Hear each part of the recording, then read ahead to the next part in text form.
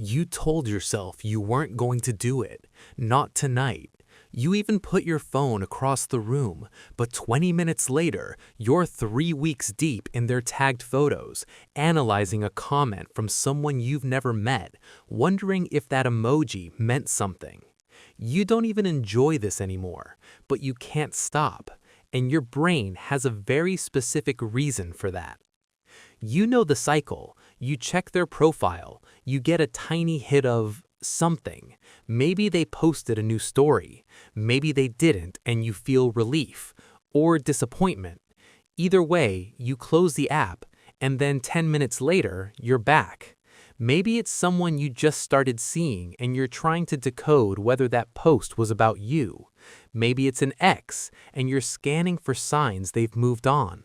Or maybe it's someone you never actually dated and you can't explain why you care this much about their Tuesday night dinner. 53% of social media users have checked up on someone they used to date. The wildest part, a study out of Western University found that 88% of people admitted to monitoring an ex's profile after a breakup. So you're not weird, you're basically everyone. But why does your brain keep dragging you back to that profile? Anthropologist Helen Fisher put people who were intensely in love inside an fMRI scanner and watched what happened when they looked at a photo of the person they were obsessed with. The regions that lit up weren't the emotion centers you'd expect. They were the ventral tegmental area and the caudate nucleus, deep reward system structures packed with dopamine, the same regions that activate during cocaine use. Fisher found that her subjects reported spending more than 85% of their waking hours thinking about their beloved. Romantic love, she concluded, isn't really an emotion. It's a drive, like hunger or thirst, but directed at a specific person. Now layer social media on top of that.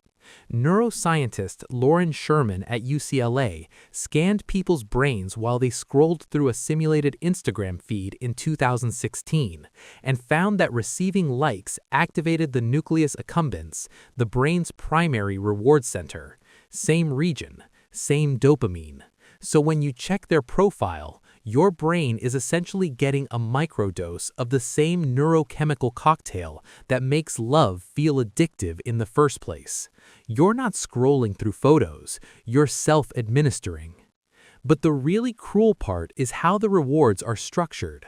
Psychologist B.F. Skinner discovered in the 1950s that the fastest way to create a compulsive behavior is with unpredictable rewards. He called it a variable ratio reinforcement schedule. It's the same mechanic that makes slot machines so addictive, and it's exactly what social media does. Sometimes they posted something new, sometimes they didn't. Sometimes that story has a clue about how they're feeling, sometimes it means nothing. The unpredictability is the point, because your brain releases the most dopamine not when it gets a reward, but when it anticipates one it can't predict.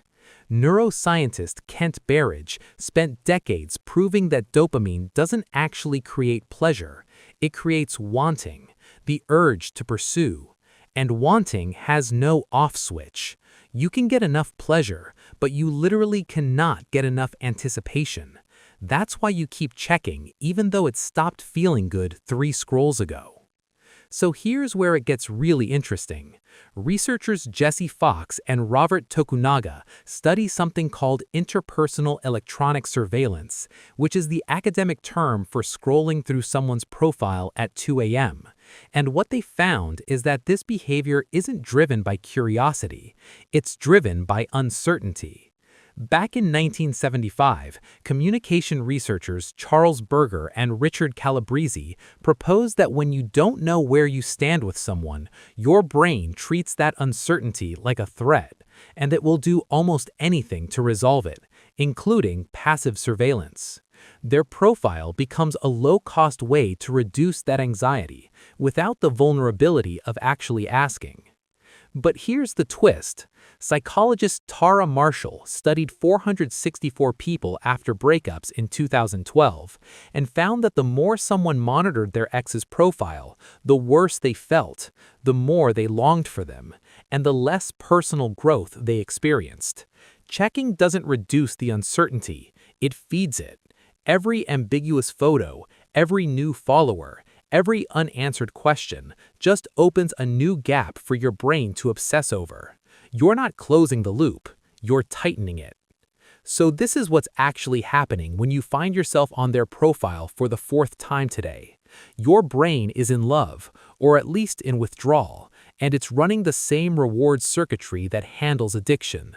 Social media is delivering those hits on an unpredictable schedule, which is the exact pattern most likely to create compulsive behavior. And every time you check, you're not satisfying the urge, you're training your brain to need another hit. You're not weak for doing this. Your brain is running software that evolved long before anyone had a profile to check. It just so happens that Instagram is a perfect delivery system for a chemical your brain was already desperate for.